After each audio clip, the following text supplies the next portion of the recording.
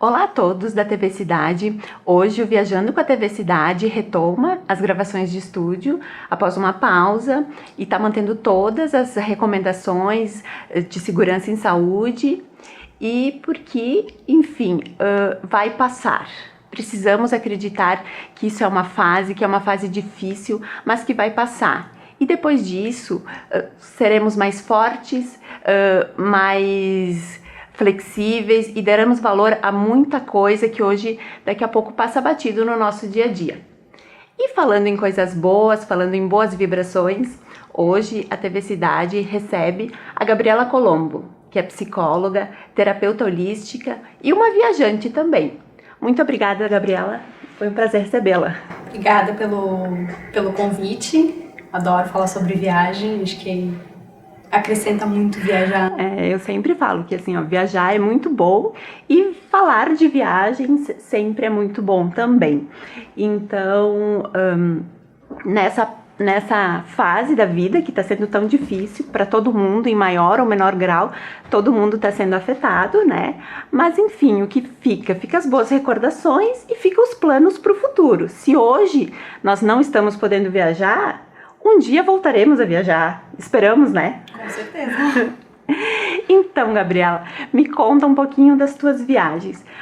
Tu tens recordação da tua primeira viagem, do teu primeiro carimbo no passaporte, no momento assim que tu pensou, nossa, esse mundo é muito grande, eu preciso conhecer mais, eu preciso desbravar esse mundão, que é o que tu faz hoje, né? Muito.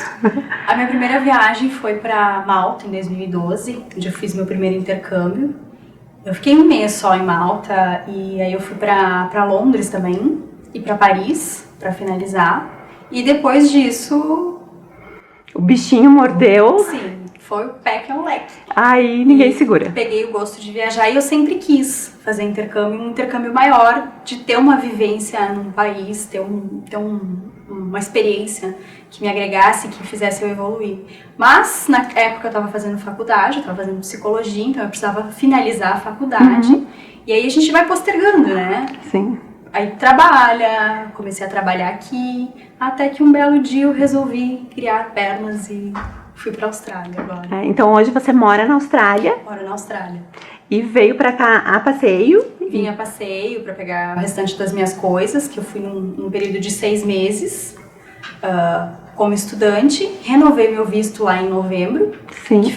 Maio vai fazer um ano que eu fui. E aí eu tô com um segundo visto lá, vim pra cá e aí por conta da pandemia, fechou todas as fronteiras, eu tô esperando pra voltar. Que de certa forma, melhor daqui a pouco estar com a família nesse momento, sim, né? Com certeza. Apesar de toda essa incerteza que temos, né? Tá, e Malta. Então tu começaste por Malta. Me fale um pouco de Malta. Eu gosto de lugar que tenha história, que tenha cultura, porque meu pai sempre diz assim, vocês podem viajar, ver as coisas bonitas, mas prestem atenção na cultura, nas pessoas, e eu gosto de lugar que tenha história. E Malta eu não esperava nada, eu tava indo de cabeça aberta, assim, Foi um lugar que eu me apaixonei muito. Eu acho que é um grande segredo, assim, de tu tentar não ter muita expectativa por um lugar. Porque às vezes quando tu cria muita expectativa por um destino, é mais fácil, assim, de se decepcionar, né? Com certeza. E aí, Malta, então, tu ficaste 3 semanas estudando. Fiquei 3 semanas estudando, morei em casa de família lá. E aí conseguiu vivenciar bem a rotina, né? Sim, porque Malta é pequenininho, né? São 3 ilhas, então eu consegui em 3 semanas conhecer toda a ilha mesmo, com aula. Eu consegui conhecer as 3 ilhas. E foste, como é que é as estações lá? Tu diferencia muito inverno de verão? Tu foi no inverno, foi no verão? Eu fui no inverno, era verão aqui. Eu fui em final de janeiro, voltei comecinho de março. E era inverno lá, eu peguei aquele ano que foi 2012, que toda a Europa estava baixo de neve. Eles decretaram, né, a Itália decretou ajuda e tal, porque tinha muita neve. E fazia muito tempo que não nevava em Malta. Eu peguei umas chuvas não era neve mesmo, era aquela chuva congelada. Então eu peguei um pouco mais frio e é úmido, por ser uma ilha pequenininha, tem mar em volta, é bastante úmido. Sim. Então, não peguei o verão, infelizmente, mas eu quero Que voltar fica no nessa Mediterrâneo, cidade, né? fica no Mediterrâneo. O verão deve ser maravilhoso, Ainda né? quero voltar, tá na minha wishlist aí. Esse é um problema de destinos que diferencia muito as estações. Sim. Porque às vezes, por exemplo, Nova York, esses países que fazem um verão, um inverno rigoroso, muda muito. São dois países, dois destinos que diferentes no verão e no inverno. Então, se a gente vai no verão, quer ir no inverno, né? Se vai no inverno, quer ir no verão, né? Aproveitar as praias. Pra aproveitar as praias. E Londres, aí depois foste pra Londres. Londres, eu fiquei 5 dias turistando só. Adorei Londres também. Londres Super é, assim, a primeira vez que eu fui pra Londres, eu não tinha muita expectativa e surpreendeu, né? Tem uma energia muito boa lá, eu senti isso, pelo menos peguei sol, todo mundo fala que chove, os 5 dias que eu peguei sol. eu nunca peguei dias cinzas em Londres, mas eu nunca peguei chuva também, que eu acho que isso também faz com que a gente goste de um destino se o clima ajuda, né? Porque assim, chuva é uma das poucas coisas que às vezes estragam um dia de passeio, né? Um dia de viagem, né? Principalmente nesses destinos outdoor, né? Que tu faz coisas fora na rua, né? E aí depois Paris, fiquei daí mais 4 dias em Paris turistando também, nos principais pontos, né? Que Paris tem aquela coisa mais chique, assim, mais fancy. E também muito bonito. Paris dispensa comentários, né? Não é à toa que é um dos destinos mais visitados do mundo, se não o destino mais visitado do mundo, né? Sim. Torre Eiffel é o ponto turístico mais fotografado no mundo, então não é por nada, né? Que isso acontece, né? E aí depois voltaste. E aí bichinho picou e aí começou a planejar outras viagens. Sim, mas assim, mais turísticas, né? Nada assim de morar, de passar muito tempo fora. Mas bate e volta mesmo. Mas sempre com aquela vontade de ir e não voltar. E aí depois, a tua relação, eu sei que foste pro Egito. Fui pro Egito. Que era um lugar que eu iria próximo mês. Sério? E que foi cancelado, Mas enfim, né? Tá lá não sei quantos mil anos, né? Muitos anos. Então vai continuar, né? Depois da pandemia, então não vai faltar oportunidades, né, pra visitar. Qual é a tua relação com o Egito? Com a dança? Que tu tens pra falar sobre isso? Nossa, falar do Egito, meu coraçãozinho chega a saltar, porque desde pequena meu pai tinha livros, revistas sobre o Egito e eu gostava de brincar com as revistas. Mal sabia eu por quê, né? Sim. Intuição. E aí eu comecei a fazer dança do ventre. Que também não é uma coisa muito comum aqui da nossa região, né? Não, agora tá mais comum, né? Mas Sim. Na época não era tão comum. Então essa ligação acho que com o Egito começou ali na dança. Começou de pequena, mas deu boom com a dança. Então, como a dança é originária do Egito, né? Sempre tive vontade. E aí, quando eu me formei em 2015, eu ganhei de formatura a viagem para o Egito. Em 2015 eu fui. E como foi estar no Egito, que era um lugar muito desejado? Muito. Nossa, é um mix de energia. De emoções. Tem muita energia lá, né? É um país, assim, que passou por muita coisa, passou por guerra. Originalmente eles são faraônicos, hoje eles já não são mais, eles são muçulmanos, então tem uma diferença de cultura, de religião, bem diferente. Acho que foi o primeiro país assim que deu aquele choque de realidade, de cultura, porque é um país bem pobre. Sim. Tipo, é 880. Tem uma partezinha no Cairo que tu vê que é super chique, assim, com prédios bonitos, e o restante, assim, é tudo bem pobre. Então foi o primeiro país que eu disse, meu Deus do céu, que eu cheguei e falei, meu Deus. Mas foi muito bacana de conhecer a cultura deles, de entender que é o que eu gosto, né? De ter esse contato, assim, com eles. Sim. Foi muito agregador. Acho que isso é muito importante, né? Assim, de tu não chegar nas pirâmides ali, tirar uma foto e ir pro próximo ponto turístico, sabe? De tu, assim, conseguir ficar um tempo maior no destino para tu entender como funciona o país, as tradições e também estudar um pouquinho do destino, assim, para que agregue mais, Com né? certeza. E aí, qual o roteiro que tu fizeste no Egito? Cairo? A gente foi pro Cairo, depois a gente foi pra Luxor. Todo mundo fala muito bem de É Luxor. lindo, bem bonito. Depois a gente foi pra Aswan. De Luxor a gente foi de trem pra Aswan. Fizeste aquele cruzeiro. O cruzeiro depois de Aswan. Aswan é muito linda, porque o Cairo como é capital, é mais sujo, assim, é bem muito poluído. E Aswan já é mais limpo, tu consegue ver o céu. É muito bonito. E aí eu fiz pelo Rio Nilo. Pelo Rio Nilo. E a abordagem das pessoas, que isso, com quem eu converso, assim, que já foi pro Egito, diz que eles são muito, assim, incisivos, são muito, às vezes até impertinentes, assim, na abordagem para te oferecer coisas, ou até a forma com que a mulher é vista também. Tu sentiste em algum momento, assim, alguma dificuldade, ou não chegou, assim, a sentir? Senti um dia que a gente estava saindo do navio, a gente estava esperando para sair do navio, e aí eu e as meninas falamos, porque eu fui com um grupo de bailarinas também, né? Sim. A Carla, que era minha professora, eu fui junto com ela também. Então a gente tava num grupo bem grande.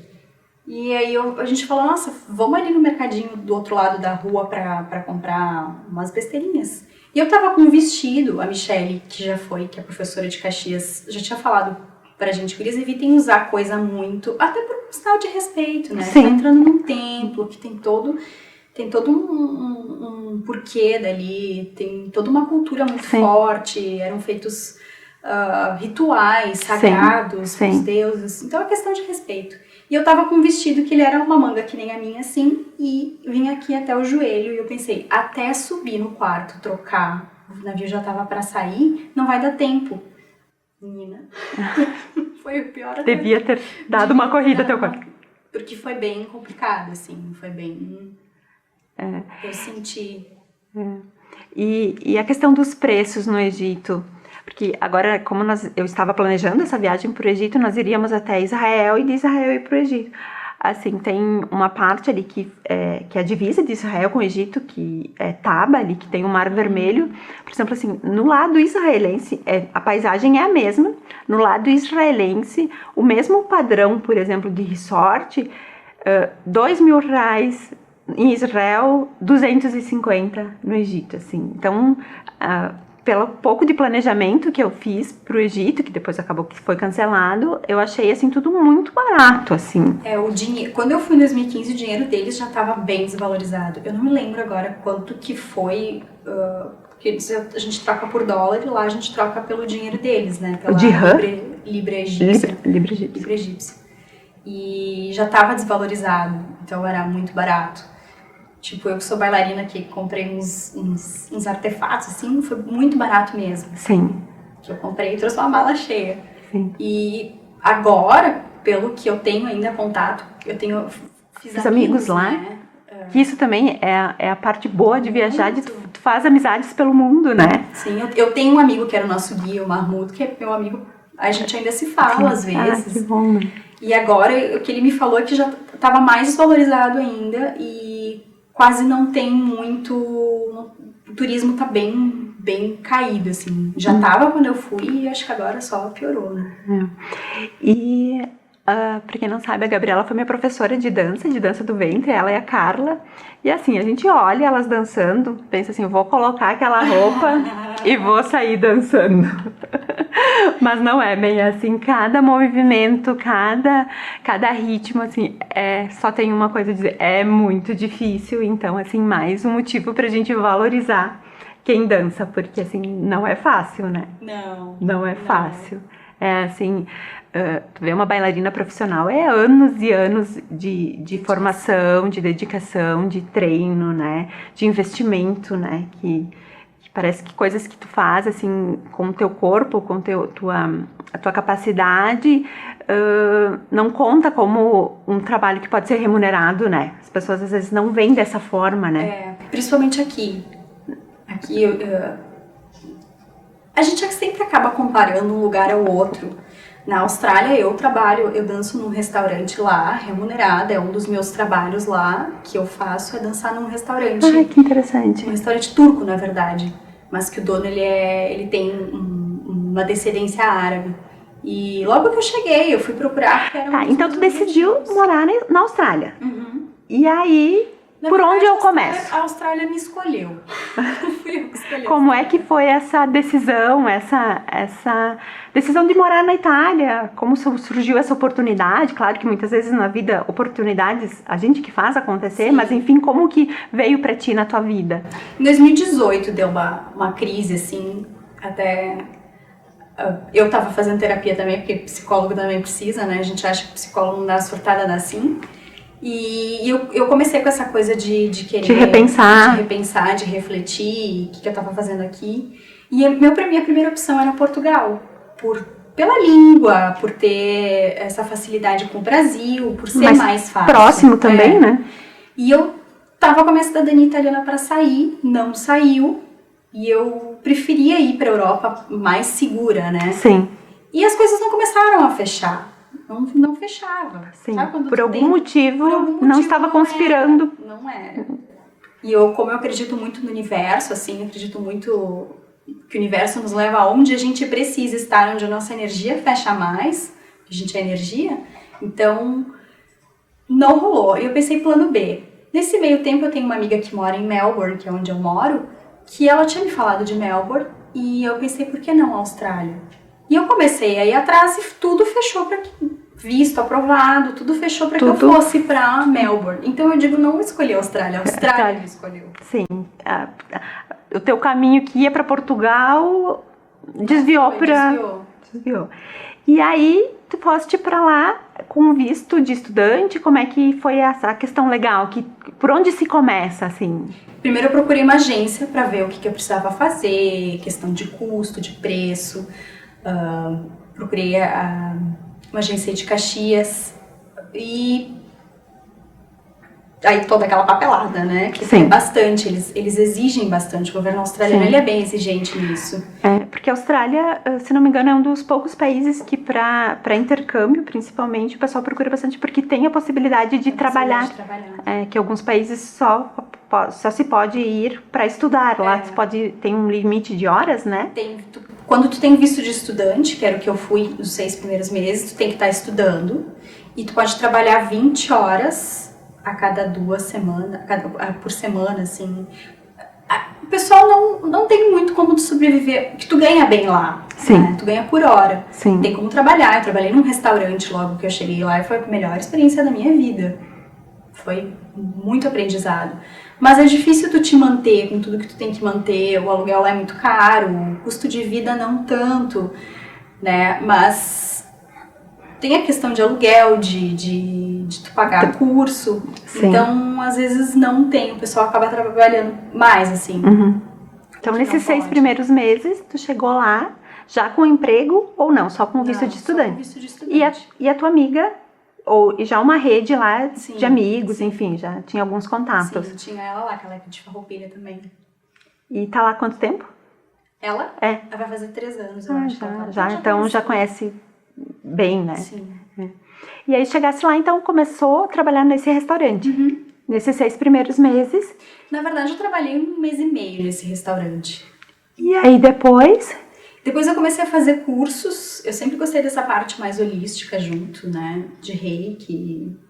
Nunca imaginei que eu fosse trabalhar com isso. Hoje, atuando nessa área, fazendo uma junção, né? Da psicologia com outras terapias. Com outras terapias integrativas, que a gente chama. E eu comecei a fazer curso. Minha professora daqui do Brasil também, conheci ela, comecei a fazer curso e ela disse, olha, acho que teu caminho é mais por aqui. E foi incrível que eu saí do restaurante, esse restaurante árabe que eu danço, né, que eu trabalho como bailarina, me chamou, e eu comecei a ter paciente e cliente, comecei a trabalhar num spa, atendendo, e aí as coisas fecharam. Pra fazer o que tu gosta. Pra fazer o que eu gosto. E aí os teus pacientes, tu atende presencial, como é que funciona esse atendimento lá? Tens um consultório, atende junto com alguém, como funciona? Eu tava atendendo no spa, agora eu e minha amiga, que a gente mora juntos no mesmo apartamento. A gente vai, quando eu voltar agora, a gente vai ver pra atender junto, pra ver um lugar juntas, né? Sim. E aí eu vi também que você foi pra Indonésia. O sonho, acho, de todo viajante, né? Adorei. Assim, eu já fui pro Sudeste Asiático, mas assim, é muito grande, né? Pra te conhecer Tailândia, Camboja, Vietnã, Indonésia, Filipinas, precisaria ficar lá um ano. Até porque a Indonésia são várias São 14 mil né? ilhas, eu tava vendo. É muito, né? 14. Não sei se estão todas habitadas, penso que não, né? E eu tava vendo também uma curiosidade da Indonésia, é o 4º país mais habitado do mundo. A gente não acha que é tão grande, né? É enorme. E só perde, se não me engano, para os Estados Unidos, China e Índia. O 4º país em população, então é muito grande, né? Grande. E a gente não escuta falar muito da Indonésia, assim, enquanto economia ou em um país, né? E aí foste pra Indonésia. Me conta a tua experiência. Indonésia. Quando eu fui aplicar o segundo visto, que daí minha cidadania italiana ficou pronta, eu peguei lá o passaporte, eu pensei, bom, vou ficar com o passaporte mais tranquilo. E tem a diferença de estar, retomando só um pouquinho, que agora me surgiu essa questão, de estar na Austrália com o passaporte europeu ou brasileiro? Muita. Muita? Quando tu tá com o passaporte brasileiro, tu tem que obrigatoriamente estar estudando. Uhum. E aí trabalhando essas 20 horas. Com o passaporte italiano, que eu acho que é a mesma lógica do espanhol, se eu não me engano. Deve seguir a mesma regra ali da União. Eu agora não me lembro. Mas eu sei que o italiano, tu pode ficar um ano com esse visto, tu tem que trabalhar numa fazenda por 3 meses, se tu quiser renovar pro 2º ano. E aí tu só pode estudar por 3 meses, 4 meses, um negócio assim. Então tu pode trabalhar por 40 horas, que é o full time deles, né? Sim. Tá, então, a Indonésia. Aí surgiu essa aplicação de visto, só que para aplicar o visto, a Austrália tem umas regras, eu adoro a Austrália, mas a Austrália tem umas regras meio estranhas. Para aplicar o visto de Working Holiday, que é com a cidadania italiana, tu não pode estar dentro da Austrália para aplicar, tu tem que sair da Austrália e fazer a aplicação. Então, por que não? E aí eu disse, meu Deus, volto pro Brasil, eu não estava pronta para voltar pro Brasil. Sim. E aí, até porque é uma longa viagem, muito, né? E mais demora uma onerosa também. Para aplicar o visto, né? Foi muito rápido, na verdade foram dias. E aí a agência me disse assim, por que tu não vai para Bali? E aí eu convidei todos os meus amigos, ninguém podia. Eu falei, bom, eu vou fazer o quê? Eu vou sozinha. Porque eu não podia ficar... Meu visto vencia 11 de novembro, um negócio assim. E aí eu tive que sair 2 dias antes, fui sozinha pra Indonésia. Pra Bali? Pra Bali. Pra Bali, mais especificamente. Outra coisa que eu tava vendo também da Indonésia é que todo o país é muçulmano, mas especificamente a ilha de Bali, ela é hindu? Hindu, né? Eles têm a religião hindu ainda, né? Sim, que é o que na verdade é o único lugar que sobrou, né? E aí, como é que foi? Como é que é a Indonésia? Como é que é Bali? Muito bonito. Eu cheguei em Ubud antes, que não é uma região de praia, que é uma região mais espiritual, assim, eles fazem muita meditação, tem muito retiro. Eu não fiz nenhum, porque como eu tava naquela pilha do visto, eu não consegui nem meditar. Era a tua prioridade. Era a minha prioridade. Ainda quero voltar lá pra ir mais sossegada. Porque a gente fica, né, com uma aplicação de visto sozinha, então dá um nervosinho. Sim. Mas muito bonito o Ubud, tem vários templos ali ao redor, eu não consegui conhecer todos. O pessoal é muito... te ajuda bastante. Sim, nesse sentido. Bem solícito. Eu acho que o Sudeste Asiático, num geral, é muito assim... Pelo menos as experiências que eu tive lá no Vietnã, na Camboja, o pessoal é muito prestativo, muito assim. Prestativo. Eles não é diferente de alguns... do próprio... Eu não fui no Egito, mas fui pra Jordânia, que é do lado, assim, que não é uma coisa tão invasiva, tão, às vezes, em busca do dinheiro do turista. Eles ajudam muitas vezes simplesmente pelo fato de... Também tem isso, né? Tem os dois lados também, até porque é um lugar muito turístico, então acaba tendo essa outra parte também. Todo mundo me falava, cuida quando tu pega táxi pra já negociar e pechincha. Eles colocam, ainda mais que eu fui fora de época, né? Foi temporada baixa. A Tailândia, assim, pra te conseguir um táxi que ligasse o taxímetro, nossa, eles jogavam um valor, quer, não quer, tu tentava um, tentava outro, chegava uma hora que tu tinha que pagar, né? Sim. E aí foste sozinha pra Indonésia e comemorou teu aniversário lá. Comemorei meu aniversário lá. Foi Foi uma Foi. experiência muito legal, Foi porque né? depois que eu saí ali de Ubud, que eu fui aplicar o meu visto, tinha exame, tem que passar por exame. Aí eu fui pra região de praia ali, que é o Luato, que tem a praia mais linda que eu fui, a Padang Padang, que é a cor da água, assim. Padang Padang, sensacional. para quem acompanhou La Casa de Papel, é onde o professor, não é? Eu não assisti La Casa de Se não me falha a memória, é onde o professor e a Lisboa, que depois ficou, eles se encontraram no final. Enfim, ele deu umas coordenadas para ela e eles se encontraram lá. Mas é assim, paradisíaco, né? É lindo, é lindo, é lindo, é lindo. E aí eu fui pra Seminyak, antes de ir embora, que foi onde eu comemorei meu aniversário. Antes de voltar para a Austrália. Pra Austrália. Tá. E agora, então, assim, agora você tá aqui, enfim, né, por razões alheias à tua vontade. Sim. E sem data, porque, enfim, estamos numa situação que não temos data para nada, né? Sim. Principalmente pra viajar, né? Porque tá tudo fechado, todas as fronteiras estão fechadas.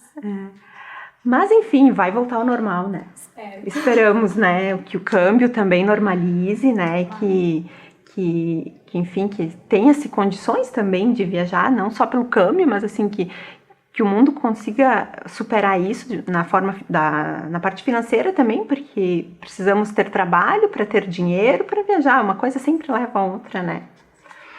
Gabriela, muito obrigada por ter participado. A gente já tinha remarcado várias vezes, né? E, enfim, felizmente hoje a gente conseguiu conversar. E, assim, quando a gente fala de viagens, o tempo voa, né? Muito.